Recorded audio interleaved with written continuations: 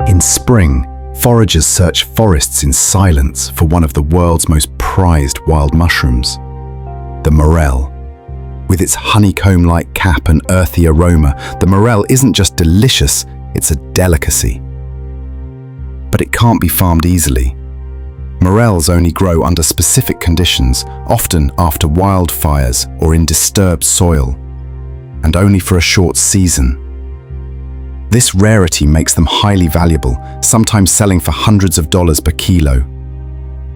They're also packed with antioxidants and minerals. Morels remind us that some of nature's greatest gifts are fleeting and hard to find. To discover true treasure, you often have to slow down and look carefully.